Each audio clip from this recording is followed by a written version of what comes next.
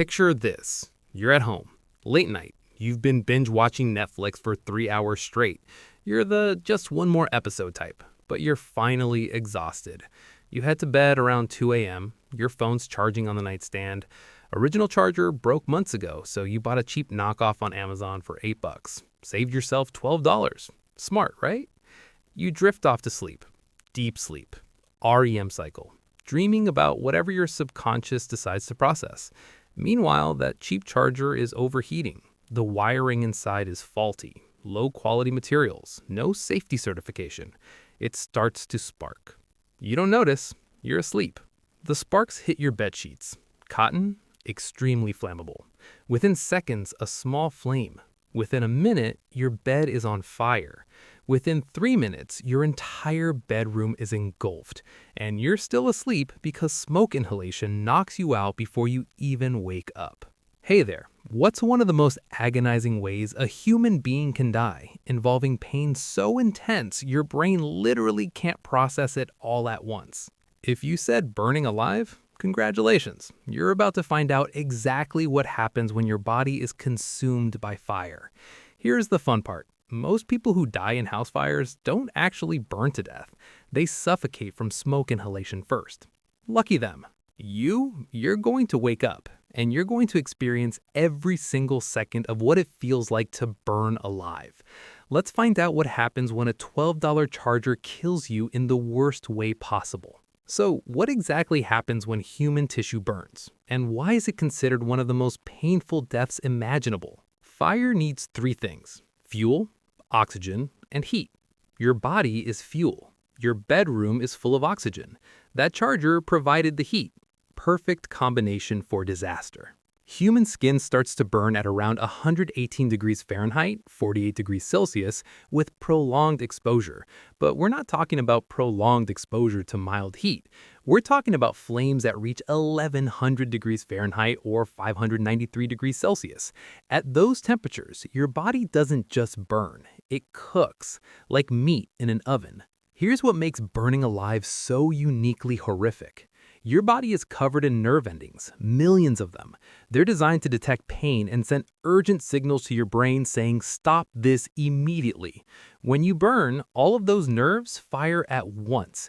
Your brain gets flooded with pain signals so intense it can barely process them all. And unlike other forms of death where you might lose consciousness quickly, burning keeps you awake through the agony, the adrenaline, the panic, the survival instinct. They all keep you conscious far longer than you'd want to be.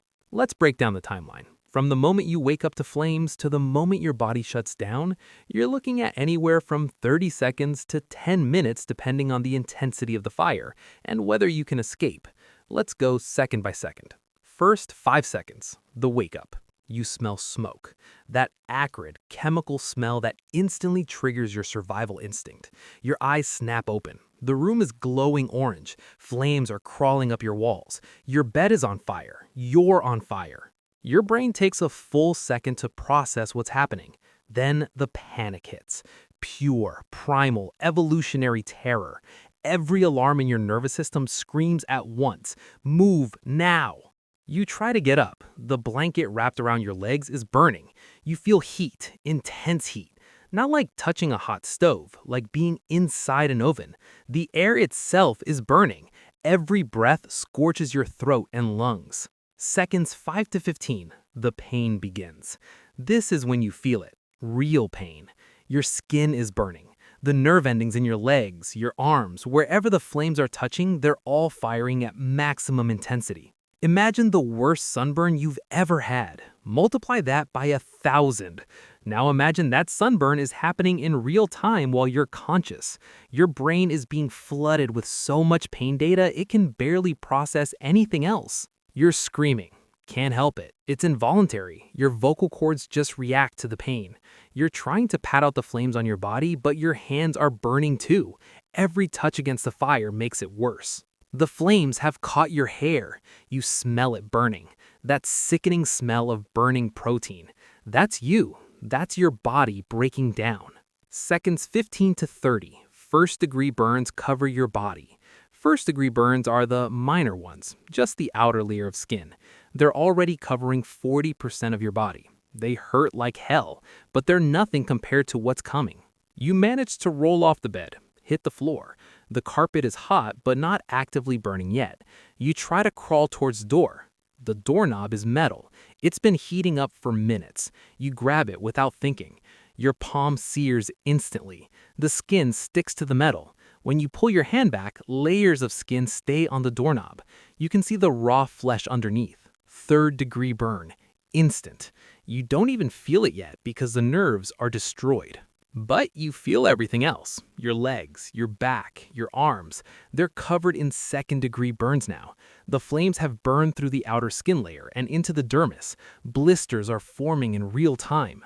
Popping, fluid leaking out. Seconds 30 to 60. The smoke. The room is filling with smoke. Thick, black, toxic smoke. Every breath is agony. The superheated air is destroying your respiratory system. Your throat is swelling shut. Your lungs are cooking from the inside. You're coughing violently, can't stop, can't breathe. The smoke inhalation is actually worse than the burns at this point. Your body is being starved of oxygen. Your vision is blurring. Not from tears, from hypoxia. Brain damage is starting. Most people lose consciousness here. The smoke knocks them out. Carbon monoxide poisoning, cyanide from burning plastics. Your brain shuts down before the worst of the burning happens. But let's say you're unlucky. Let's say the room has just enough oxygen and you're still near the door. You're still conscious, still aware. You're about to experience the full horror. Minutes 1 to 2, third-degree burns. The flames are on you constantly now. Your clothes have burned away. The fire is directly on your skin. Third-degree burns are forming. These burn through all layers of skin and into the fat and muscle beneath. Here's the twisted thing about third-degree burns. They don't hurt as much as second-degree burns. Why? Because they destroy the nerve endings. The pain receptors are literally burned away. You feel pressure, heat, but not sharp pain. But you still feel second-degree burns everywhere else. Those hurt. Those hurt so much your brain can't even process it as pain anymore. It's just white noise, static. Your nervous system is overloaded. Your body's trying to cool itself. Impossible task. You're sweating, but the sweat evaporates instantly. Your blood vessels are dilating, trying to release heat. Your heart is beating 180 times per minute, trying to circulate blood to your cooking organs. The fat under your skin starts to melt, literally melt. Human fat liquefies at around 130 degrees Fahrenheit or 54 degrees Celsius. The flames are 1100 degrees. Your body fat is cooking out of you, fueling the fire. You're burning yourself at this point. Minutes 2 to 4. Organ failure. Your skin is your largest organ. When massive portions of it are destroyed, your body goes into shock. Hypovolemic shock. Your blood pressure drops. Your heart can't pump effectively. Your kidneys start failing. They can't filter your blood anymore. Toxins build up. Your liver is overwhelmed trying to process the damage. Your brain is being starved of oxygen. Cells are dying by the millions. You might still be conscious, barely. Your vision is tunneling. Everything sounds distant, muffled, like you're underwater. You can't scream anymore. Your vocal cords are destroyed. You can't move. Your muscles are seizing, contracting from the heat. The flames have reached your torso, your chest, your abdomen. The heat is cooking your internal organs. Your lungs have collapsed. You can't breathe. You're drowning in your own fluids while simultaneously burning. Minutes 4 to 6. The end. Your heart stops, finally. Cardiac arrest brought on by the massive trauma, the shock, the oxygen deprivation, the heat, everything at once. You might technically be dead now, but your body keeps burning. The fire doesn't care. It keeps consuming. Your muscles contract so violently from the heat that your body assumes the pugilistic pose, arms up like a boxer. It's not voluntary. It's the proteins in your muscles contracting from the heat. Your skull heats up. The brain inside is cooking. Eventually, the skull cracks from the pressure. The moisture inside your body turns to steam.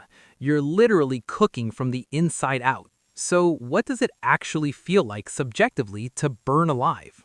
At first, pure terror. Your brain floods with adrenaline. fight or flight response maxed out. You're more alert, more aware, more present than you've ever been in your life because your body knows this is it. This is the threat, the real one. Then the pain. Pain so intense it doesn't even register as pain. Your brain can't categorize it. It's just overwhelming sensory overload. Some survivors describe it as feeling like your entire body is being dipped in acid. Others say it felt like being crushed and burned at the same time. You are aware of every second. Time dilates. Feels like hours. Your brain is processing everything in slow motion because it's in survival mode. Every second of burning feels like an eternity. Some people report a strange clarity, a dissociation, like they're watching themselves burn from outside their body. That's your brain trying to protect itself from the trauma, psychological shutdown. Others stay present the whole time, conscious, aware, feeling everything until the very end. That's the unlucky one. And then it stops. You're not there anymore. The neurons stop firing. The consciousness that was you just ends. No afterlife waiting room, no tunnel of light, just the absence of everything. Reality check. Around 3,000 people die in house fires every year in the US alone, most from smoke inhalation, but about 500 of them burn to death while still conscious. That's 500 people every year experiencing what we just described. Most house fires are preventable. Faulty wiring, cheap electronics, unattended candles, cigarettes in bed, space heaters too close to curtains. It's never some freak accident. It's always something stupid, something avoidable. That cheap charger that saved you $12, it killed you. The smoke detector with the dead battery you kept meaning to replace could have saved you. The fire extinguisher you never bought because it won't happen to me, you needed it. So there you have it, burning alive. Agonizing, terrifying, and completely preventable in most cases. Here's my advice from someone who knows how it ends. Check your smoke detectors. Buy certified electronics. Don't cheap out on anything that generates heat. Have an escape plan. Keep a fire extinguisher. Yeah, it seems paranoid. Yeah, you probably won't need it.